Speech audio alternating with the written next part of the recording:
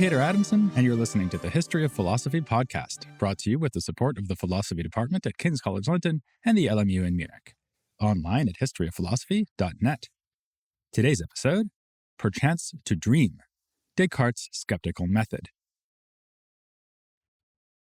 Some years ago, I attended a performance of Shakespeare's Hamlet in London.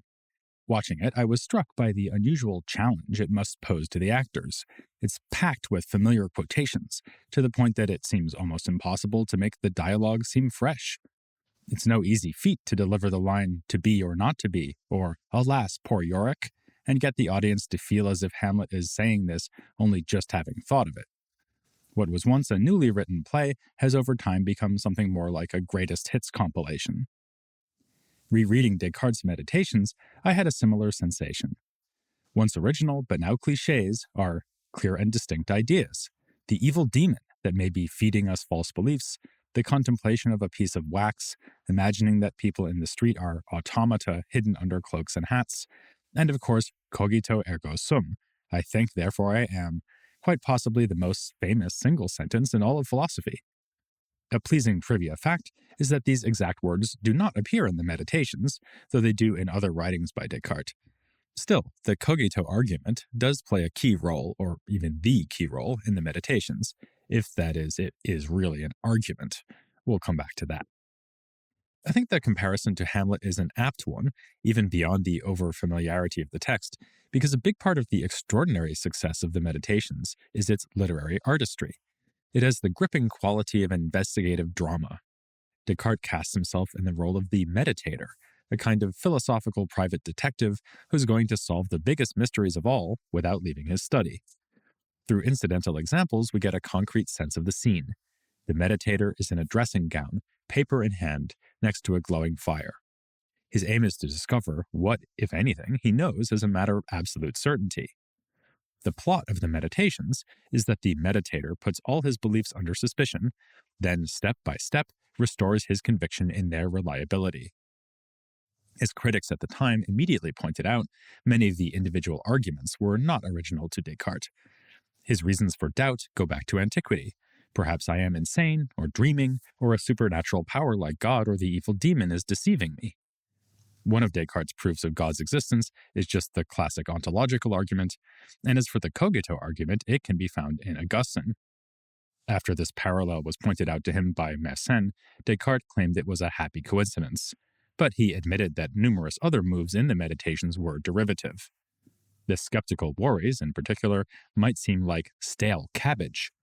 Still, he needed to reheat them and serve them up to the reader nonetheless, as part of a philosophical method that was genuinely new. Our question in today's episode is how and why. As we launch this investigation of our own, we should look for clues in Descartes' previous writings. These show that Descartes was intensely interested in philosophical method. His first published work was called Discourse on the Method. It appeared in 1637 and anticipates some of what we find in the 1641 Meditations, including the vow never to accept any proposition without evident knowledge of its truth. Already in the 1620s, Descartes was at work on Rules for the Direction of the Mind. It appeared only posthumously, first in a Dutch translation, and then finally the Latin original, only in 1701. The Rules is a short but difficult text. It was composed over years, during which time Descartes' views evolved. And then there's the new manuscript that has come to light only recently, which is significantly different from the 1701 version. It's ironic that the Rules has such a complex history, because its aim is to present a straightforward and simple method for all manner of intellectual inquiry. It's an approach that Descartes first adopted in mathematics and now wants to use for all the sciences. He even refers to the ancient mathematicians Pappus and Diophantus as pioneers in the method, breaking with his usual vow of silence as far as his sources go. He might also have mentioned the Aristotelian scholastics at Padua, but of course he doesn't. Like Zabarella and other Paduan thinkers, Descartes divides his method into two parts, which he calls analysis and synthesis. Analysis is of particular interest because Descartes would later say that this was the method used in the Meditations. Analysis begins with familiar phenomena that we want to explain and breaks them down into simpler parts.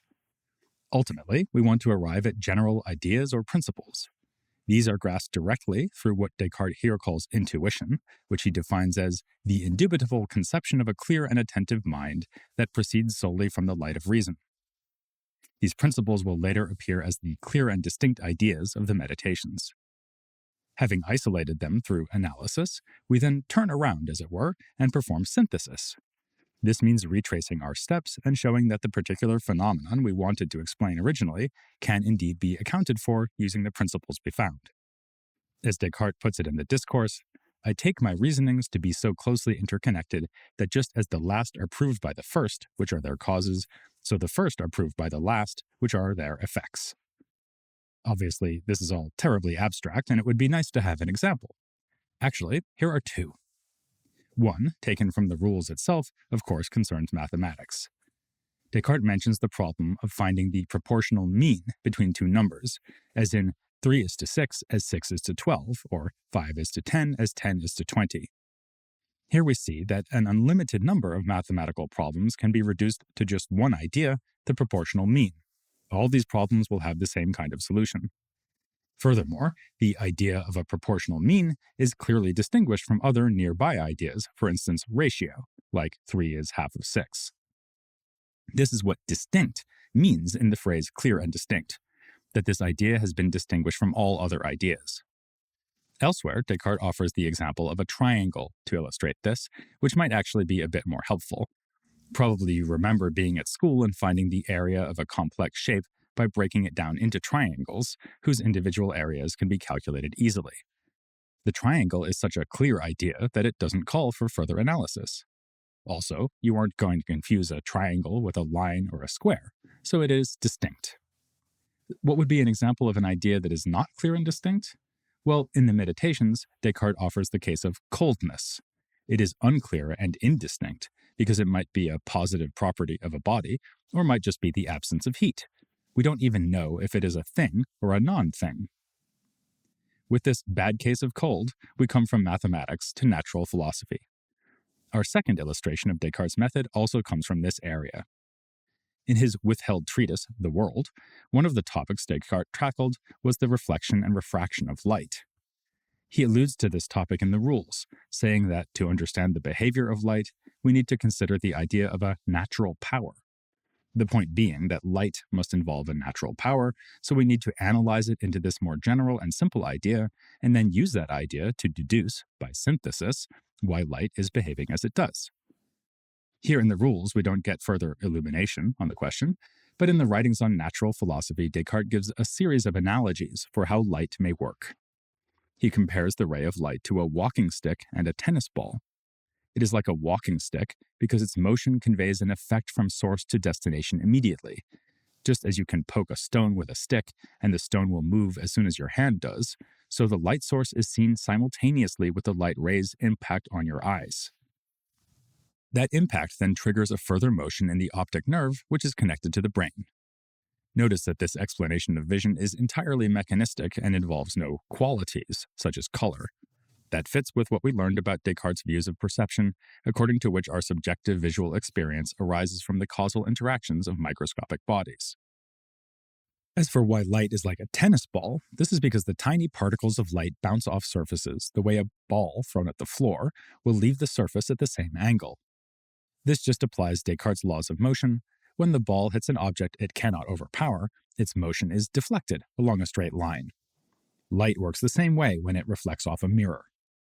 With this analogy, then, we are again using analysis to get down to the simple idea of reflection at equal angles, and then to the still simpler idea of motions caused by collisions.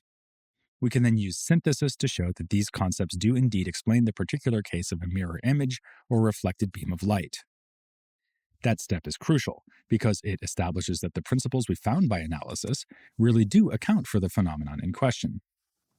The whole procedure seems very abstract, like something Descartes could have come up with while sitting by the fire in his dressing gown. And in a way, that's true. But there's an important place for experimentation in his philosophy because it is needed to validate the explanation we have come up with. Real measurement will verify that the angles of reflection are as predicted. One reason we need to do this sort of test is that multiple causal accounts could be consistent with our principles. So we need to do some empirical investigation to decide which account accurately describes the world. As I say, similar ideas about method had been developed amongst Aristotelians. It would even be possible to frame Descartes' story about reflected light in syllogistic form, as the scholastics like to do. Every moving body bounces off other bodies at equal angles. Light is a moving body, therefore light bounces off other bodies at equal angles. But Descartes is emphatic that his method is not syllogistic. Instead, it deploys comparisons which give us the exact knowledge of the truth. Comparing reflected light to a tennis ball draws the mind to the clear and distinct idea of reflection, which is grasped through intuition or the natural light of reason. This may sound a bit arbitrary and dogmatic. Come up with some analogies, announce that they've led you to some evident principles, and advise anyone who still disagrees to think about it harder. As Leibniz put it in a mocking summary of Descartes' method, take what is needed, do as you ought, and you will get what you wanted. The early Descartes could defend himself against this charge to some extent. The empirical verification part of the method would help for starters, and also he does not underestimate the difficulty of the procedure. He stresses the need for training, as by going over an analysis and synthesis carefully and without interruption to accustom the mind to making these connections. Still, it would be nice if we had a better way of ensuring that our rock-solid principles really are rock-solid and that they lie beyond all possible doubt. Presumably, the best way to do that would be to try to doubt them and see what happens. This brings us back to the Meditations and its revolutionary method of radical doubt. Descartes told Mersenne that the purpose of the work was indeed to provide all the foundations of my physics, but that this purpose was left unstated to avoid calling attention to the fact that the Meditations destroys the principles of Aristotle. So, the arguments of the Meditations aim to make good on an ambition already stated in his rules, where he declared, "We resolve to believe only what is perfectly known and incapable of being doubted." And remember, he told Mersenne that the sole method of the Meditations is analysis, so it must involve a search for principles. But is this his only motivation for adopting a stance of radical doubt? How would radical doubt lead us to principles exactly? And what is radical doubt anyway? These questions have attracted a staggering amount of commentary from modern-day Descartes scholars, which I'll do my best to summarize for you without any claim to completeness. One starting point would be the prevalence of skepticism in Descartes' historical context. We know from earlier episodes that, not long before Descartes, several French thinkers had been reviving the ideas of the ancient skeptics and devising skeptical arguments of their own. Montaigne is perhaps the most important here. Indeed, the setup of the Meditations, an intelligent man sits alone, pondering what he can know and what he cannot, is highly reminiscent of Montaigne sitting in his tower and doing exactly the same thing. The Meditations is like something Montaigne might have written if he were extraordinarily confident, instead of charmingly diffident, and if he didn't have a penchant for quoting sources. Other skeptical authors worth recalling would be Sanchez and Charron. I covered them in episode 413. Now, we already saw that Descartes admitted using arguments from these skeptics and from ancient authors, like Cicero and Sextus Empiricus. The first of the Meditations, where these arguments are presented, is itself something of a greatest hits compilation from the skeptical catalog. Descartes semi-apologizes for this in a dedicatory letter that aimed to win approval for the work from the theology faculty at Paris, saying it is scarcely possible to provide any arguments which have not already been produced by someone else. So, one idea is that Descartes was not so much introducing the specter of radical doubt as reacting to the fact that others had already introduced it. There's some evidence for this interpretation. In his replies to objections aimed at the Meditations, Descartes pointed out that skepticism was vigorously alive in his own day, and asked, how can someone answer the skeptics who go beyond all the boundaries of doubt? How will he refute them? Still, I'm skeptical. Descartes makes no effort to persuade us that the scenarios he uses to induce doubt are compelling or even plausible. In fact, he labels the most radical challenge to our knowledge, the evil demon hypothesis, as very slight and, so to speak, metaphysical. This doesn't exactly make it sound urgent to demon-proof our beliefs. To the contrary, the first meditation says that many of our uncertain beliefs are still reasonable to maintain. So why not tell the traditional skeptic, my beliefs may not be fully certain, but they are reasonable, which is good enough for me. It would be one thing if I were convinced that I'm just as likely to be dreaming as not. Then I should suspend judgment, as Sextus Empiricus argued. But Descartes doesn't argue for this. Though I may be dreaming now or under the control of an evil demon, I have no reason to think so, and plenty of reason to think otherwise. Another interpretation finds clues in Descartes' correspondence. As we just saw, the Descartes of the rules is happy to rest science upon intuition, on ideas we feel just cannot be false. But then, Descartes came to reflect on divine omnipotence and decided that there are absolutely no limits on what God can do. He told Mersenne in a letter that even mathematical truths are freely laid down by God, like the laws of physics. So if God wanted, for instance, to make the radii of a circle unequal, he could do so. Perhaps then Descartes' project in the Meditations is to rule this out. He finds a truth not even God could falsify, namely that when I am doubting or thinking, I must exist, and then goes on to prove that God is not a deceiver and can be trusted not to make necessary truths suddenly turn false. But here again, I'm doubtful that this is at the top of Descartes' agenda, not least because the Meditations doesn't even mention the issue of God's power over eternal truths. It's important that God is no deceiver, but not for this reason. Let's try something else then. Maybe Descartes just thinks it is never acceptable to believe anything about which you are uncertain. Well, not never. He speaks elsewhere of what he calls moral certainty, by which he means certainty that suffices for the conduct of our life, but is not absolute. In everyday life, you just have to go around acting as if things that seem very reasonable are true. Maybe you can't 100% prove that an almond croissant has just been handed to you, because maybe you are being fooled by an evil demon, but you're going to bite into it nonetheless. Or if you don't want it, just let me know. Moral certainty is enough for action, then. But is it enough for belief? Arguably not. For Descartes, we believe something when our will is sufficiently moved to accept it. If we realize that a given proposition might be false, however remote that possibility, would we really believe it? We might be convinced that the proposition is probably true, but not that it is true. Descartes also notes that error comes from believing too indiscriminately. This should encourage us to become extra careful in our beliefs. Hence the vivid metaphors Descartes uses for his method of doubt, like razing a house to the ground and then building a new one on solid foundations, or emptying out a whole barrel of apples to pick out the bad ones. This gets us closer to understanding Descartes' project, but I think we're still not quite there. Think again about that idea of merely moral certainty which is good enough for everyday life. When would we want to impose stricter criteria? There might be special cases even in our practical affairs. If your life literally depends on getting an answer right, you would perhaps hold out for absolute certainty. But that doesn't seem to be Descartes' concern. Rather, what is contrasted to everyday life is philosophy and science. Here, Descartes is, for once, a true heir of the Aristotelians. Aristotle and his followers insisted that true philosophical or scientific understanding must be certain, which it achieves by dealing only with necessary truths. Remember the so-called Bérulle affair? Descartes criticized his opponent for using merely probable ideas in a scientific context.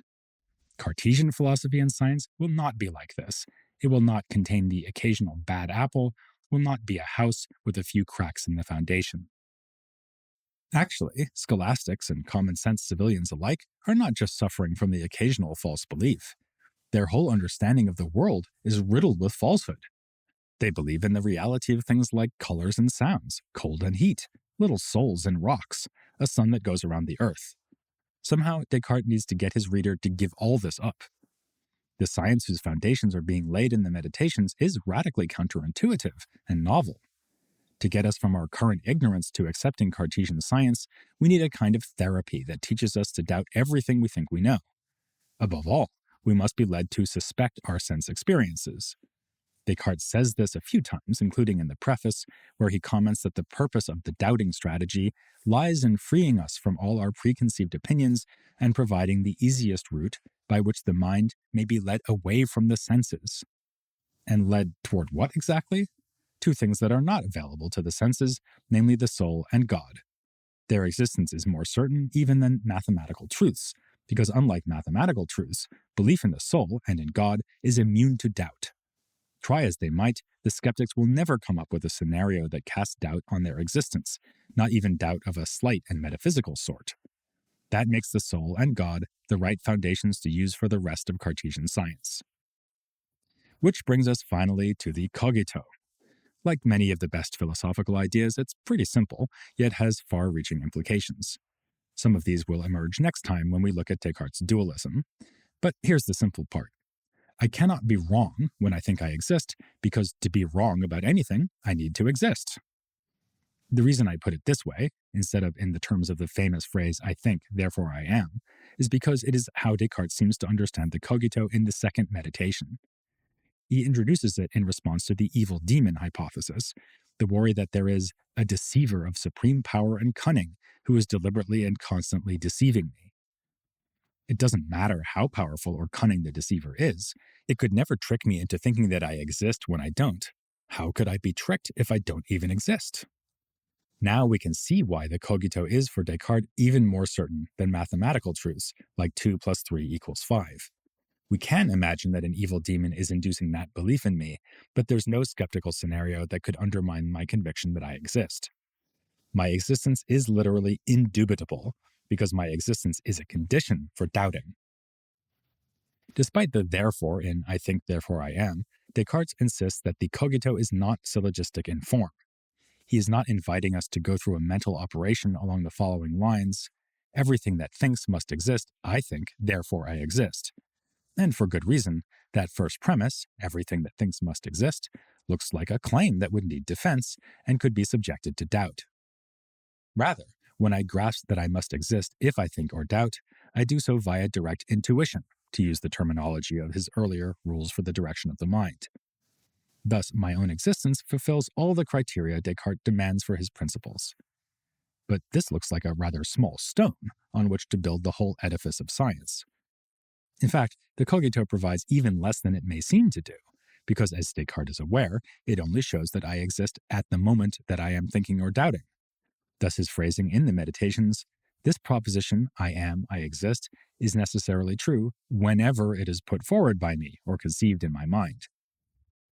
I cannot then use the cogito to prove that I existed 5 minutes ago, still less that I will continue to exist 5 minutes from now. But here's one further thing we can add. Suppose I'm seeing a giraffe. Maybe I'm dreaming, or an evil demon is making me believe that there's a giraffe in front of me, so who knows whether there really is a giraffe. Still, I am sure that I seem to be seeing a giraffe, and for the same reason that my own existence is indubitable. For me to doubt whether I really am seeing a giraffe, I must first be under the impression that I am seeing a giraffe. So that's a bit more progress, but only a bit. It falls far short of what Descartes needs, which is to eliminate the possibility of a superhuman deceiver, and this is where God comes in. Descartes needs to prove that God exists and is good, and he needs these proofs to be as certain as the upshot of the cogito. He gives a couple of arguments to achieve this. The second one is a reworking of the ontological argument, familiar from the medieval philosopher Anselm. You can revisit episode 205 if you want, since it was devoted entirely to that argument. The first one is more original. Descartes says that, inspecting his own ideas, he finds that one of them is the notion of a perfect being. This idea is, he claims, clear and distinct, so in that respect it satisfies his usual demands for a principle. But my having a clear and distinct idea of something doesn't guarantee that it exists. We saw that the idea of a triangle is clear and distinct, but who says that there have to be triangles in reality? The idea of God, though, is different. It cannot have come from Descartes' own mind, because the idea surpasses his mind in what Descartes calls objective reality, by which he seems to mean the degree of perfection involved in the idea. Where then did the idea come from? It must be from a cause that has just as much perfection as the idea itself, which would only be a perfect being who really exists outside my mind. Descartes is convinced that this argument is just as compelling as the cogito. The key premise that the idea would need a cause at least as perfect as the content of the idea seems obvious to him by the natural light of reason, another bit of terminology that already appeared in the rules. As we'll see in a later episode, though, the first readers of the Meditations did doubt the principle, and thus the whole argument. For now, we just need to understand how God functions in Descartes' overall strategy. Since God is a perfect being, we can rely on him not to be deceiving us systematically, or allowing any other supernatural power to deceive us. This allows us to banish the evil demon hypothesis. Other skeptical scenarios do remain on the table. For instance, I could still be dreaming at any given moment. But the meditator now feels able to rely on his clear and distinct ideas. Whenever he is fixing mental vision continually on the same thing so as to keep perceiving it clearly, he can recognize clear and distinct ideas as true. A good example would be mathematical truths. Such ideas are not intrinsically certain, like his own existence or God's existence, which are immune even to the evil demon hypothesis. But once we have God in the picture, we can rely on him to ensure that our clear and distinct ideas are also reliable. So now we can bring back in all the principles that Descartes was talking about in the rules. The deliverances of intuition and analysis would provide an adequate basis for science. Mission accomplished. Or is it? A lot of questions remain, including several about these clear and distinct ideas. Though they seem certain to Descartes, he admits that many such ideas are discovered only after lengthy investigation. This is shown by some of the ideas we've already mentioned. The idea of a proportional mean between two numbers may be clear and distinct, but it's not going to occur to anyone who hasn't studied math. Then there's the problem that what seems clear and distinct may not be. Aristotelians would surely think the idea of coldness is as clear and distinct as it gets, but Descartes disagrees. So there's still work to do to sort bad apples from good ones. One might also ask where clear and distinct ideas come from. Presumably not from sensation, given that Descartes is so wary of trusting whatever it tells us. Actually, we already know the answer, at least in one case. The clear and distinct idea of God is given to us by God himself. And that seems to apply to all such ideas. God creates us such that the ideas are innate within us, though it is possible to go through life without noticing them. Descartes saw it as his mission to bring the ideas to the full attention of his contemporaries. My principal aim has always been to draw attention to certain very simple truths which are innate in our minds, so that as soon as they are pointed out to others, they will not consider that they were ever ignorant of them. The notion that true ideas are inborn and need to be rediscovered through philosophical inquiry goes all the way back to Plato. Descartes acknowledges this by citing the Meno, the Platonic dialogue that introduces the theory of recollection. Now, in early modern philosophy, innatism is going to experience a rebirth, thanks largely to Descartes. But for my money, the most profound legacy of the Meditations is a different one that would have horrified Descartes. With this work, Descartes unwittingly gave a massive boost to skepticism. Unfortunately, his proofs of God seem to be the weakest link in his argumentative chain, and on his own telling, almost none of our beliefs are certain without a proof of God. In Descartes' replies to objections aimed at the Meditations, he notes that an atheist cannot be certain about anything, apart perhaps from their own existence. Atheists cannot rule out the evil demon hypothesis, so they should doubt even mathematical truths. Many of us will find that consequence absurd, but it doesn't worry Descartes. What should have worried him, though, is that he risked putting everyone in the position of this hypothetical atheist, forced to doubt pretty much everything. Ultimately, the skeptical arguments at the beginning of the Meditations have struck readers as considerably more successful than the attempt to rebuild knowledge from the ground up. As David Hume observed, Cartesian doubt, were it ever possible to be attained by any human creature, as it plainly is not, would be incurable, and no reasoning could ever bring us to a state of assurance on any subject. As an empiricist, Hume would have advised Descartes to get up from his chair, go out into the street, and use his sense experience as much as possible, since it is our senses and not God that are the source for all our ideas. As I've said, we should not overlook Descartes' own devotion to empirical investigation, but as I've also said, he's distrustful of the senses, writing in the Meditations that our erroneous beliefs stem precisely from the combination of our rational souls with our bodies. And it's that combination we'll be exploring next time, as we turn to yet another famous aspect of Descartes' philosophy, one that has become more or less synonymous with Cartesianism, mind-body dualism. I hope you won't be of two minds whether to join me for that, here on the History of Philosophy, without any gaps.